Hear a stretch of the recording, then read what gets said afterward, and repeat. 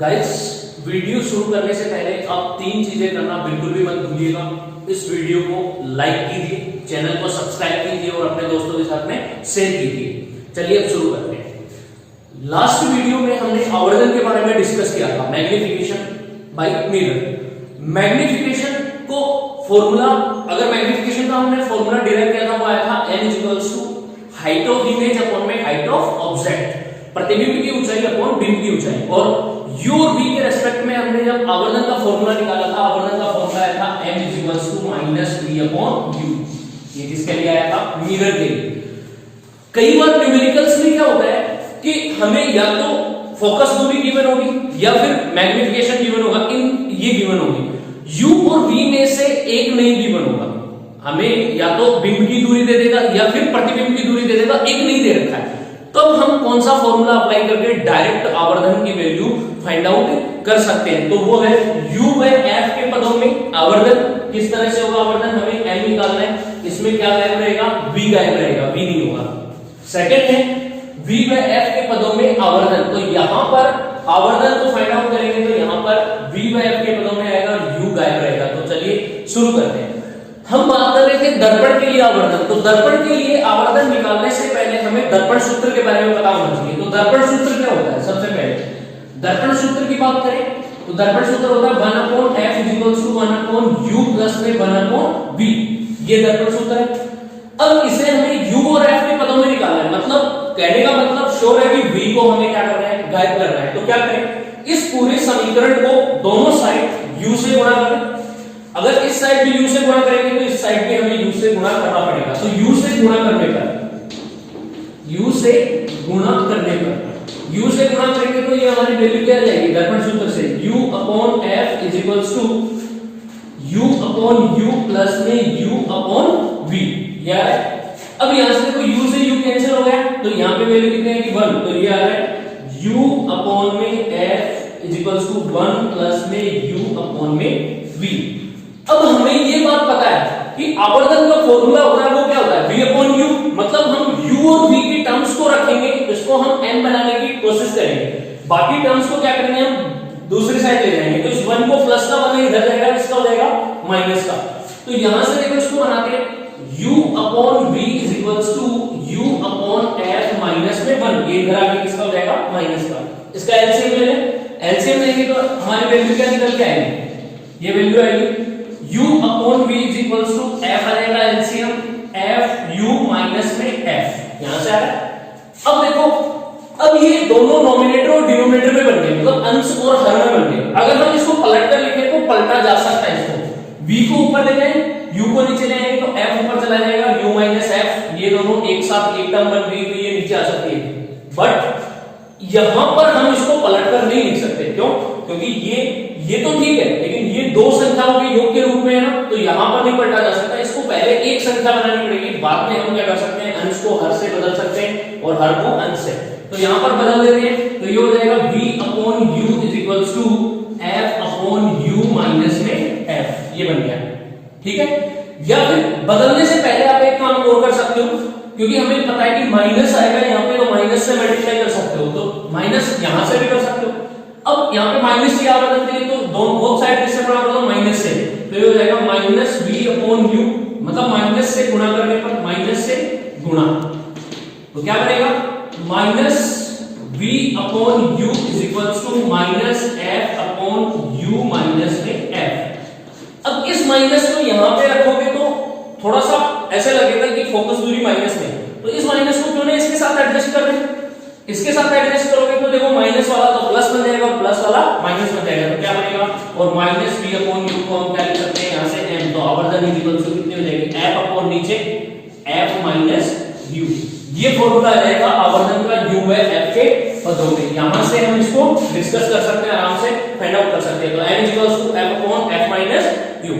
अगर मान लो किसी न्यूमेरिकल में आपको f और u की वैल्यू गिवन है, ध्यान से देखना, अगर किसी न्यूमेरिकल में आपको f और u की वैल्यू गिवन है तो आप वैल्यू यहां पुट करोगे विद साइन कन्वेंशन। ये ध्यान में रखना, वैल्यूज हमेशा न्यूमेरिकल में साइन कन्वेंशन के साथ में रखी जाती है। साइन कन्वेंशन पिछले वीडियो में, 2 वीडियो के पीछे हमने डिस्कस किया था, जाके आप देख सकते हो, आराम से डिटेल से देख सकते हो। बार बार रिवाइंड करके देख सकते हो कि साइन कन्वेंशन कैसे यूज करते हैं, पर गलती मत करना यहाँ पे। यह आ गई आवर्धन। अब v के पदों में निकालते हैं, v और f के पदों में आवर्धन क्या होगी, तो v और f के पदों में वही दर्पण सूत्र, यहां हमने u से गुणा किया था, वहां किससे गुणा करेंगे, v से गुणा करेंगे। तो देखो दर्पण सूत्र से दर्पण सूत्र होता है 1/f = 1/u प्लस में 1/v। गाइस आप यहां पे लिख देना, v से गुणा करने पर मैं डायरेक्ट कर रहा हूं, तो डायरेक्ट गुणा करेंगे v से गुणा करेंगे तो कितना आ जाएगा, v/f = v/u प्लस में v/v। v से v कैंसिल, कितना आएगा 1, यहां पे लिखते हैं। तो v/f = v/u प्लस में 1, प्लस का 1 इधर लेके आएंगे, किसका हो जाएगा, माइनस का। तो ये बनेगा v/f - 1 = v/u। अब ध्यान से देखना गाइस, v/u हमें तो आवर्तन v/u चाहिए, लेकिन माइनस का तो क्या करें, बोथ साइड नेगेटिव से मल्टीप्लाई कर दें, ये ब्रैकेट में रहेगा, दोनों साइड नेगेटिव से मल्टीप्लाई करेंगे माइनस से। तो देखो माइनस से मल्टीप्लाई करते हैं, माइनस से मल्टीप्लाई करते हैं, तो ये क्या बन जाएगा, ये तो माइनस का प्लस हो जाएगा और प्लस वाला माइनस, तो 1 - v/f = ये बन जाएगा -v/u, और -v/u को हम क्या लिख सकते हैं, आवर्धन है, मैग्निफिकेशन। इसको हम लिख देंगे, यहां से हम एलसीएम ले लेते हैं, एलसीएम लेंगे, f LCM f - v = m। तो ये आवर्धन का फॉर्मूला किसके रेस्पेक्ट में आ गया, f एंड v के रेस्पेक्ट में। तो m = होता है f - v अपॉन में f, और यहां से आता है f अपॉन f - u।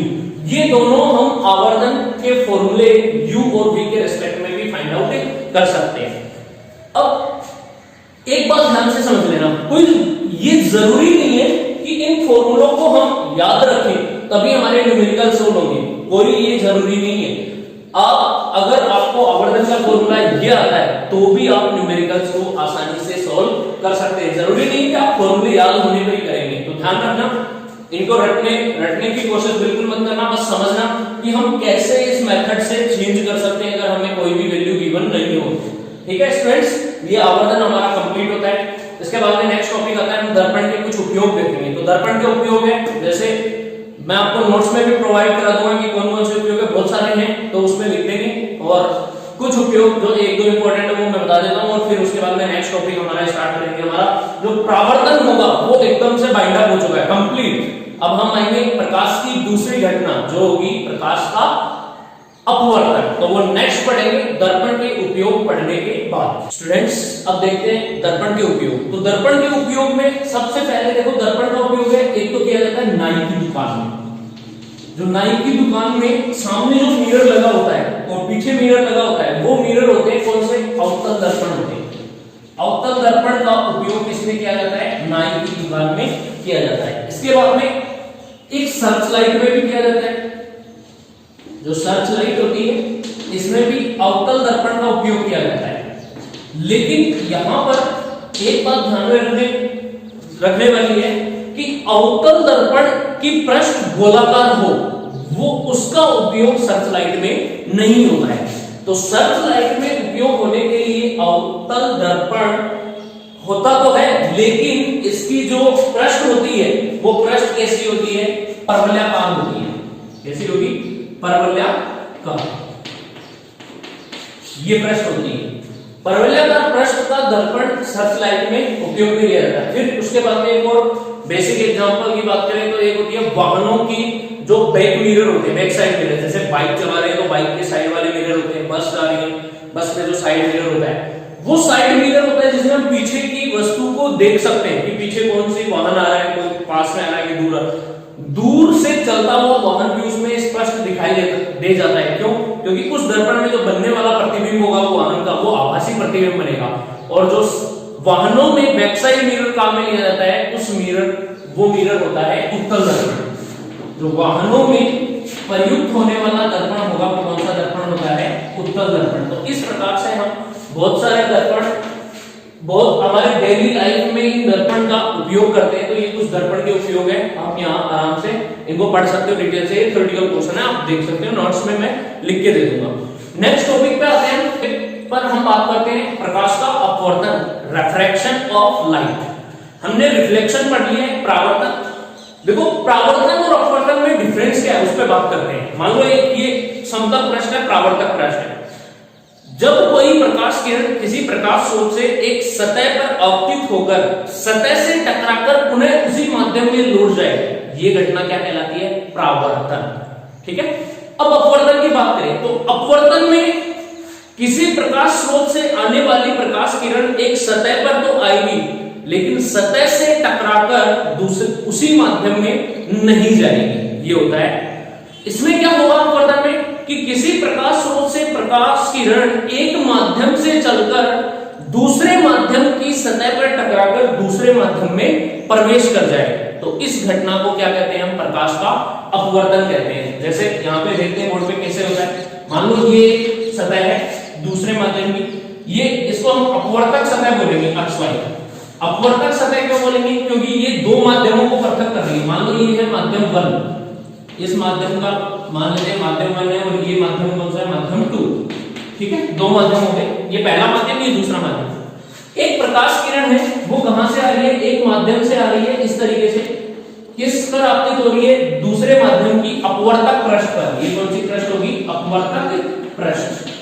क्योंकि अपवर्तन की घटना होगी, तो अपवर्तन की घटना में हम इसको बोलेंगे अपवर्तक पृष्ठ। इस सतह पर आपतित होगी, तो जिस बिंदु पर आपतित होगी उस बिंदु पर क्या खींचेंगे हम? अभिलंब। ये हो जाएगा अभिलंब, और ये वाली जो किरण होगी वो किरण होगी कौन सी? आपतित किरण। ठीक है। एक आपतित किरण किसी सतह पर आपतित होती है, तो सतह से टकराकर दूसरे माध्यम में चली जाए, सतह से दूसरे माध्यम में प्रवेश कर जाए, तो यह घटना क्या कहलाएगी? प्रकाश का अपवर्तन।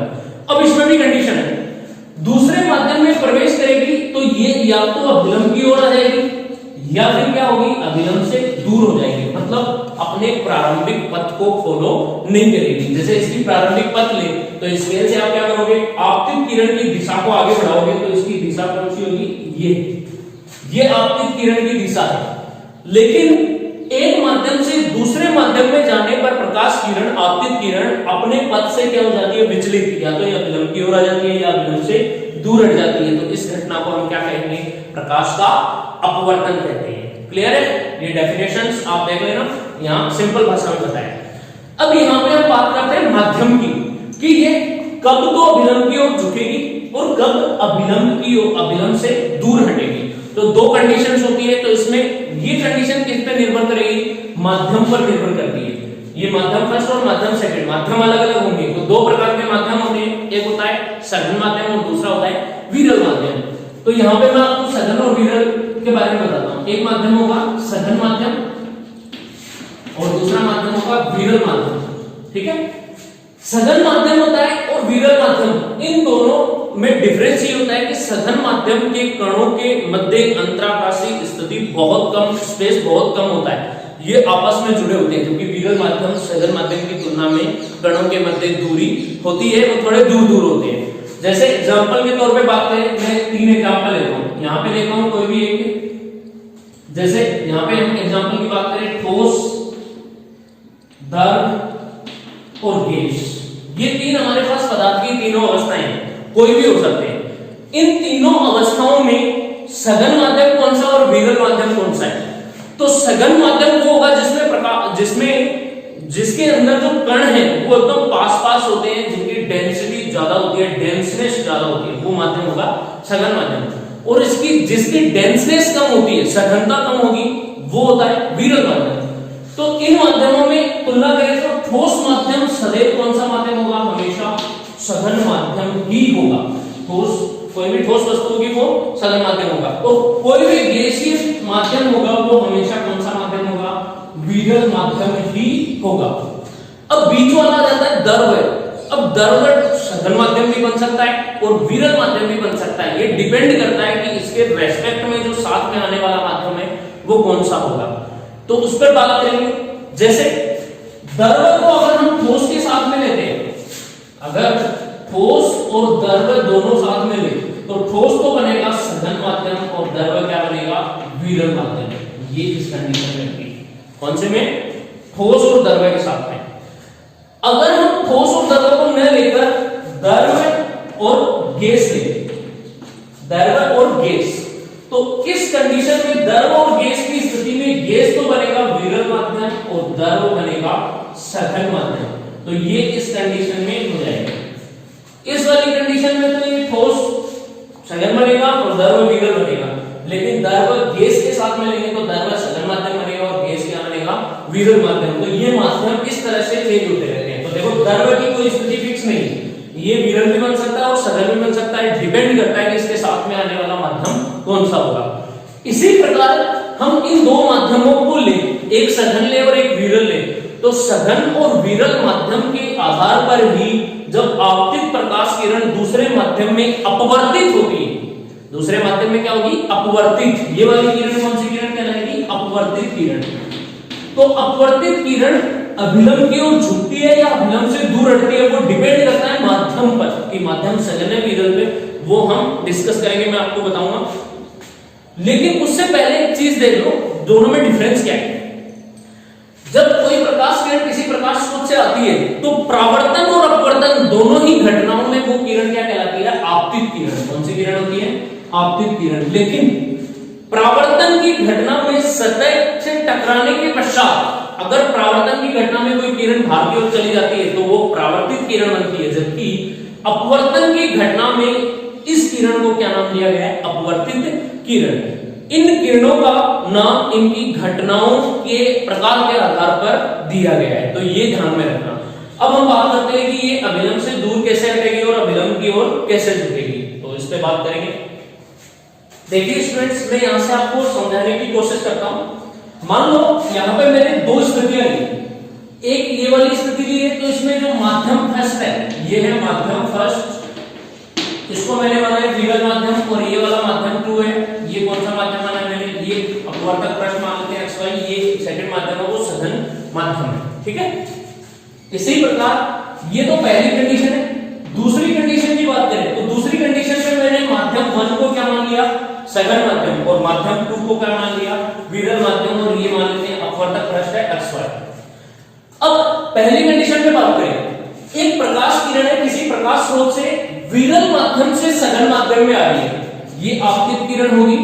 जो आपतित किरण विरल माध्यम से सघन माध्यम की सतह पर आपतित हो तो ये अपने पथ से विचलित हो जाएगी, यह घटना अपवर्तन कहलाती है। लेकिन जब प्रकाश किरण विरल से सघन माध्यम में प्रवेश करती है तो ये अभिलंब की ओर झुकती है, तो ये इस साइड आ जाएगी, इस साइड अभिलंब की ओर झुकती हुई क्या हो जाएगी, अपवर्तित हो जाएगी। यहां से ये किरण कौन सी किरण कहलाएगी, अपवर्तित किरण कहलाएगी। अब इसकी वास्तविक जो प्रारंभिक दिशा है, आपतित किरण की प्रारंभिक दिशा वो कौन सी होगी, स्केल लगाकर आप इसको आगे बढ़ाओगे तो ये वाली स्थिति क्या हो जाएगी, इसकी प्रारंभिक दिशा होगी इस तरफ। लेकिन विरल माध्यम से सघन माध्यम में प्रकाश किरण प्रवेश करने पर किसकी ओर झुक जाती है, अभिलंब की ओर झुक जाती है, ठीक है। आपतित किरण का अभिलंब के साथ बना कोण कौन सा कोण कहलाता है, आपतन कोण। तो इस स्थिति में आपतन कोण को क्या कहेंगे, कोणाई। और अपवर्तित किरण का अभिलंब के साथ बना कोण, ये वाला कोण क्या कहलाता है, और इसको हम क्या बोलेंगे, अपवर्तन कोण। ध्यान में रखना, यहाँ पे कोण आई होगा, ये वाला कोण कौन सा होगा, आपतन कोण होगा, और जो आर होगा वो कौन सा कोण होगा, अपवर्तन कोण होगा, ना कि परावर्तन कोण, क्योंकि परावर्तन कोण परावर्तन की घटना में काम में आता है, यहाँ पे अपवर्तन कोण होगा। तो पहली कंडीशन यहाँ पे समझ में आई कि जब प्रकाश किरण विरल माध्यम से सघन माध्यम में प्रवेश करती है, कम डेंसिटी वाले माध्यम से अधिक डेंसिटी वाले माध्यम में जाती है, तो अपवर्तन के पश्चात प्रकाश किरण अभिलंब की ओर झुक जाती है, ठीक है। जस्ट उल्टा सेकंड कंडीशन, यदि प्रकाश किरण आपतित किरण सघन माध्यम से विरल माध्यम में प्रवेश करती है तो ये अभिलंब से दूर हटती है, तो अभिलंब से दूर हटेगी तो किधर जाएगी, इस साइड जाएगी। ये इस तरह से आ रही है लेकिन अभिलंब से दूर उठकर इधर चली जाएगी। तो इस स्थिति में इसकी जो प्रारंभिक दिशा आपतित किरण की वो कौन सी बनेगी, ये प्रारंभिक दिशा है। तो देखो प्रारंभिक दिशा से दूर जा रही है, कब जाएगी, अपवर्तित किरण जब प्रकाश किरण कौन से माध्यम से आए, सघन माध्यम से विरल माध्यम में प्रवेश करे, तो ये वाला कोण कौन सा कोण कहलाएगा, आपतन कोण, और ये वाला यहां से यहां तक पूरा अपवर्तित किरण कोण का कोण कौन सा कोण कहलाएगा, अपवर्तन कोण। तो ये दो कंडीशंस होती हैं। इन दोनों कंडीशंस में हमने दो कोण के बारे में देखा है। आपतित किरण व अभिलंब के मध्य बना कोण आपतन कोण तथा अपवर्तित किरण व अभिलंब के मध्य बना कोण अपवर्तन कोण, यहां पर भी है। अब दोनों ही कंडीशन में बात करें तो इस वाली कंडीशन में कौन सा कोण ज्यादा होगा ये बताओ मुझे। इस वाली कंडीशन में आपतन कोण का मान ज्यादा होगा कि अपवर्तन कोण का मान ज्यादा होगा, ठीक है। तो यहां से देखो साफ साफ दिख रहा है, क्योंकि ये दो रेखाएं परस्पर प्रतिच्छेद करती हैं। जैसे मान लो ये दो रेखाएं हैं कि ये दो रेखाएं परस्पर प्रतिच्छेद करती हैं, तो इनके समूह कोण आपस में क्या होते हैं, बराबर होते हैं। तो यहां पर भी अगर दो रेखा, एक तो ये XY रेखा ले लें और एक ही आपतित किरण की दिशा ले, तो ये दोनों किरणें अगर आपस में प्रतिच्छेद करें, या फिर ये वाली ले लें अभिलंब ले या फिर ये किरण ले, तो देखो ये वाला कोण इस पूरे कोण के बराबर होगा, लेकिन ये अभिलंब की ओर झुक रही है तो कोण R क्या होगा, I की तुलना में छोटा होगा। तो इस कंडीशन में कोण I इज ग्रेटर देन होगा कोण R। क्या होगा, जब प्रकाश किरण विरल माध्यम से सघन माध्यम में प्रवेश करती है तो इस स्थिति में आपतन कोण का मान अपवर्तन कोण से क्या होगा, ज्यादा होगा। क्लियर। अब सेकंड में देखते हैं, तो सेकंड वाली कंडीशन में जब प्रकाश किरण सघन माध्यम से विरल माध्यम में प्रवेश करती है तो ये अभिलंब से दूर हटती है और इस स्थिति में आपतन कोण का मान कम हो जाता है और अपवर्तन कोण का मान क्या होता है, बढ़ जाता है। तो इस कंडीशन को लिखेंगे हम, कैसे लिखेंगे, कोण I इज लेस देन होगा कोण R। इस स्थिति में आपतन कोण का मान अपवर्तन कोण की तुलना में क्या होगा, कम होगा, ठीक है। तो ये दो बातें होती हैं, यहाँ पर दो कंडीशंस होती है अपवर्तन की घटना में।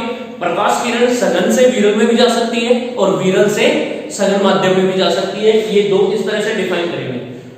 आपतन व अपवर्तन कोण के अलावा एक कोण और होता है जिसका नाम है विचलन कोण, और विचलन कोण सबसे इंपॉर्टेंट रोल प्ले करेगा यहाँ पे पूरी इस किरण प्रकाशिकी में। जब हम आगे बढ़ते जाएंगे धीरे धीरे, जैसे प्रिज्म में जाएंगे या फिर इनके डेरिवेशंस में आएंगे, क्योंकि अपवर्तन के सिद्धांत पर लेंस कार्य करते हैं जबकि परावर्तन के सिद्धांत पर दर्पण कार्य करता है। तो लेंस में जब पढ़ेंगे वहां पर भी हमें विचलन कोण की जरूरत पड़ेगी, प्रिज्म में भी आएगा क्योंकि प्रिज्म में भी अपवर्तन की घटना होती है। तो विचलन कोण बहुत ज्यादा इंपॉर्टेंट है। विचलन कोण में अभी आपको बताऊंगा, तो यहाँ पे समझना है इसको विचलन कोण कैसे डिफाइन करते हैं, किस तरीके से होता है। देखते रहिए और इस वीडियो को अपने दोस्तों के साथ ज्यादा से ज्यादा शेयर कीजिए ताकि उन्हें भी पता चले कि इस क्लास की क्वालिटी क्या है। ये जो हमारा सेंट्रल एकेडमी ऑनलाइन क्लासेस का प्लेटफॉर्म चल रहा है, इस प्लेटफॉर्म पे हम आपको पूरी डिटेल के साथ में ये वीडियोस प्रोवाइड करा रहे हैं स्टडी के, जो हम बच्चों को स्कूल में पढ़ाते हैं वैसे ही वीडियोस आपको मिल रहे हैं। देखते रहिए और विचलन कोण के बारे में हम बात करेंगे। फ्रेंड्स, अपवर्तन के नियम पर बात करने से पहले मैं आपको एक बात और बताना चाहता हूं। अपवर्तन की घटना में यहां पे एक प्रकाश किरण है, वो ये माध्यम से दूसरे माध्यम में आती है, माध्यम 1 से माध्यम 2 में प्रवेश करती है। एक प्रकाश किरण यहां से आ रही है, आपतित होकर यह विलंब की स्थिति है और यह विलंब से दूर हट रही है या फिर अभिलंब की ओर झुक रही है, ऐसे मान लो, ठीक है। अगर ये अभिलंब के पास में आ रही है तो ये वाला माध्यम हो जाएगा कौन सा, विरल, और ये वाला माध्यम कौन सा हो जाएगा, सघन। तो इस स्थिति में ये जो XY अपवर्तक पृष्ठ होगी, जो दूसरे माध्यम की पृष्ठ होती है, ध्यान में रखना, जो अपवर्तक पृष्ठ होती है वो पहले माध्यम की पृष्ठ नहीं होती, वो दूसरे माध्यम की पृष्ठ होती है, क्योंकि पहले माध्यम की पृष्ठ तो खत्म होने वाली होती है और दूसरे माध्यम की स्टार्ट होती है। तो इसलिए इस अपवर्तक पृष्ठ को हमेशा कौन से माध्यम की माना जाता है, दूसरे माध्यम की। तो जब प्रकाश किरण एक माध्यम से दूसरे माध्यम में प्रवेश करती है, तो स्टार्टिंग वाले जब हम किरण प्रकाशिकी का पहला लेक्चर मैंने स्टार्ट किया था, वहां पे प्रकाश के बारे में बताया था कि जब प्रकाश एक माध्यम से दूसरे माध्यम में प्रवेश करता है, परावर्तन की घटना में भी बताया था ये बात, एक माध्यम से दूसरे माध्यम में प्रवेश करता है, प्रकाश का वेग बदल जाता है। परावर्तन की घटना, ये वीडियो मैं आपको आई बटन में यहाँ पे दे दूंगा, आई बटन में जाके आप आराम से देख सकते हैं कि एक माध्यम से दूसरे माध्यम में जाने पर प्रकाश का वेग बदल जाता है। तो यहां पर भी परावर्तन की घटना में ऐसा नहीं होता है, क्योंकि माध्यम एक रहता है, जबकि अपवर्तन की घटना में प्रकाश किरण एक माध्यम से दूसरे माध्यम में प्रवेश कर जाती है, इसलिए प्रकाश का वेग क्या होगा, बदल जाएगा। क्लियर। अब यहां पर ये विरल माध्यम है, तो एक बार के लिए मान लेते हैं कि ये क्या है, हवा। हवा है, हवा को हम क्या बोल सकते हैं, निर्वात। निर्वात की तरह भी ले सकते हैं। ये सघन माध्यम है, तो कोई भी एक माध्यम है सघन माध्यम, इस सघन माध्यम को कुछ भी ले लें, जैसे एक माध्यम ही मान लिया कि ये एक सघन माध्यम है तो एक माध्यम होगा। यहां पर बात करें तो ये प्रकाश किरण हवा से आ रही है, तो निर्वात में आ रही है, तो यहां पर प्रकाश का वेग कितना होगा, c के बराबर होगा। प्रकाश का वेग कितना होगा, c। ये जबकि इस माध्यम में प्रवेश करने पर प्रकाश का वेग कितना हो जाएगा, v मान लेते हैं। अब एक बात ये श्योर होती है कि प्रकाश का वेग निर्वात में सबसे ज्यादा होता है। निर्वात में सबसे ज्यादा, इसका मतलब माध्यम में आने पर प्रकाश का वेग घटेगा। बिल्कुल सही है। क्यों? क्योंकि विरल माध्यम निर्वात में सबसे ज्यादा है, तो सघन माध्यम में प्रवेश करेगी तो प्रकाश के वेग में कमी आएगी। वो कमी किसके कारण आती है, वो इस अपवर्तक पृष्ठ के कारण आती है।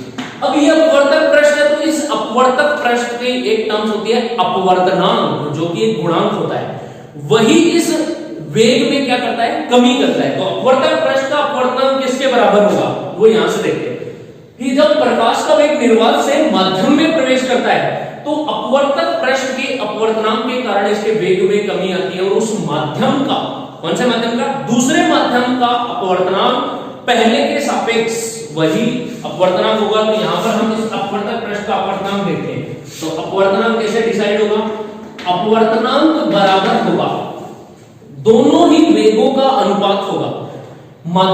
निर्वात में प्रकाश के वेग अपोन में माध्यम में प्रकाश के वेग, दोनों का अनुपात किसके बराबर होता है, माध्यम के अपवर्तनांक के बराबर। तो ये क्या होगा, अपवर्तनांक बराबर निर्वात में प्रकाश का वेग बटे माध्यम में प्रकाश का वेग।